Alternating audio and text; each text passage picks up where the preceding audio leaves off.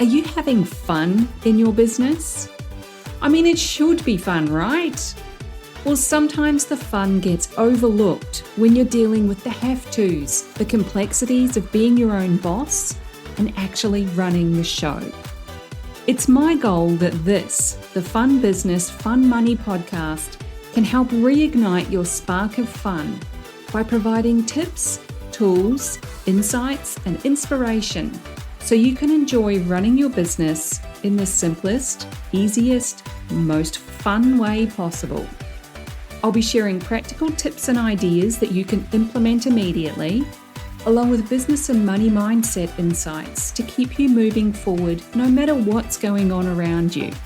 I'm your host, Deirdre Amies, the Fun Business and Money Coach and founder of Powered by Personality. Let's play.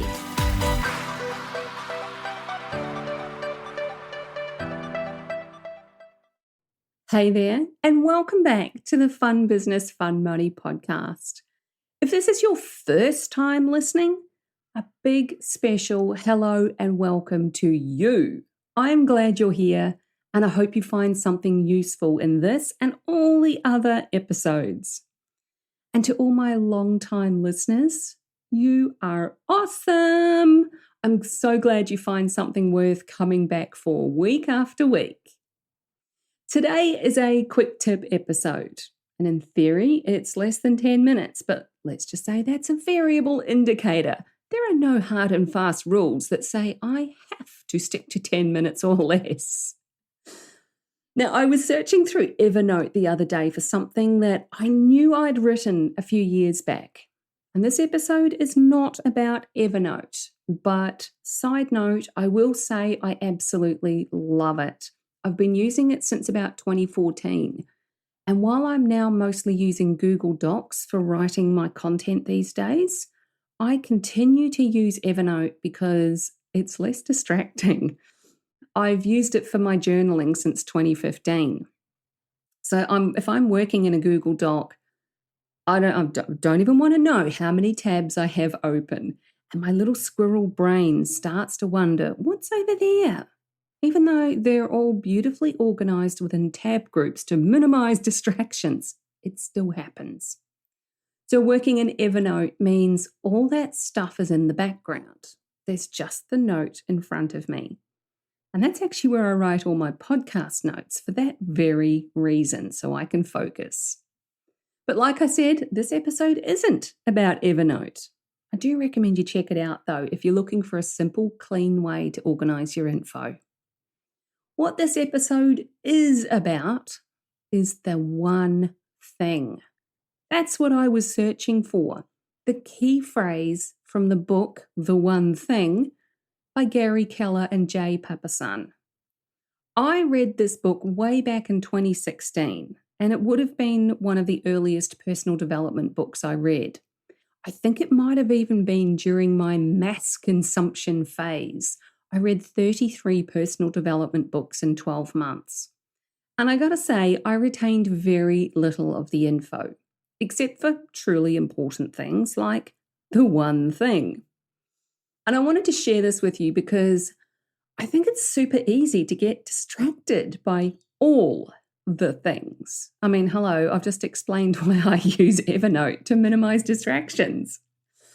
There is so much noise and demand for our attention every single day, every moment.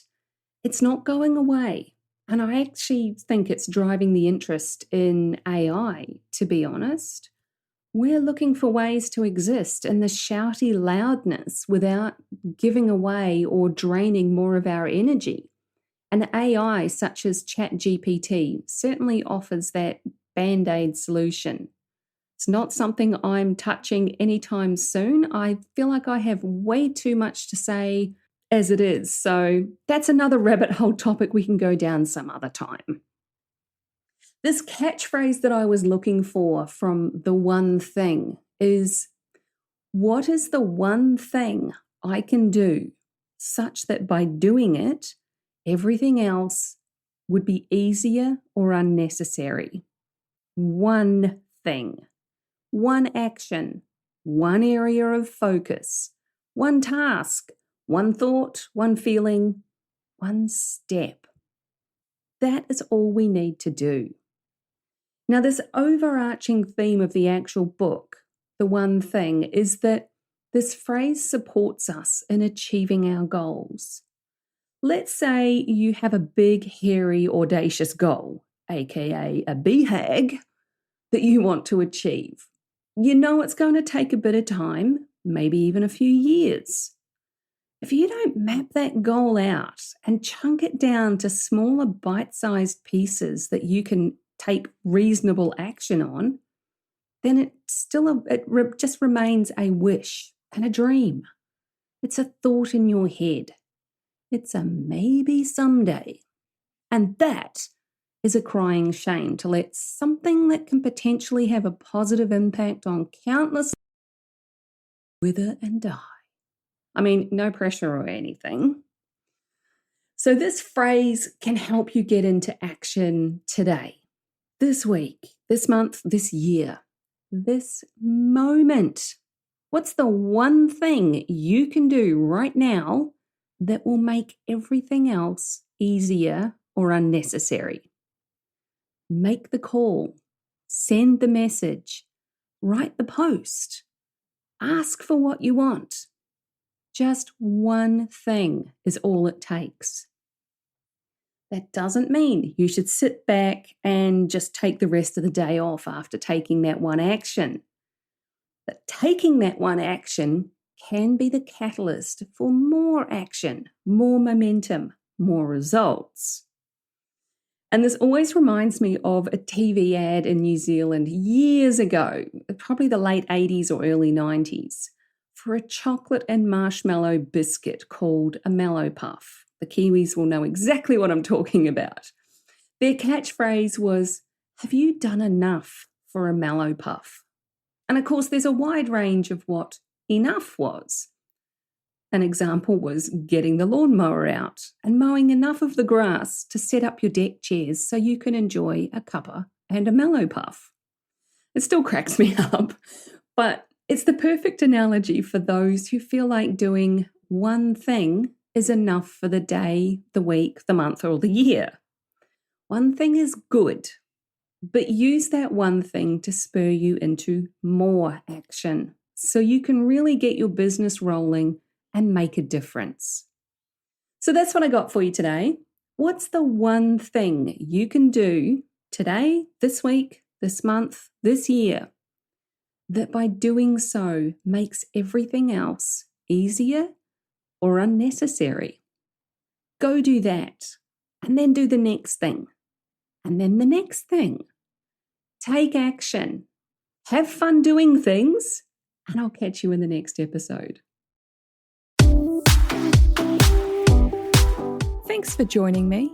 If you found this episode useful, make sure you hit that follow button on your chosen podcast platform so you get the notifications when each new episode goes live and you don't miss anything. If you know someone who would also get something from it, don't be shy, share it with them. One of the best things about being a business coach for online entrepreneurs is helping them make sense of their creative ideas and turn them into a simple, clear business system that actually makes money. A client recently described me as a castle building expert. You've got the big vision and some of the building materials already, but you don't quite know how to bring it all together into a solid foundation. Then I come along and I show you the blueprint that makes sense of it all. I love that analogy. And I'd love to show you your personalized blueprint, the one that's just right for you and your clients. But I can't do that until you join Ignite, my business and money coaching program. So head on over to deirdreamies.com/ignite for all the details. Fill out the application form and let's talk about building your castle in the simplest, easiest way possible.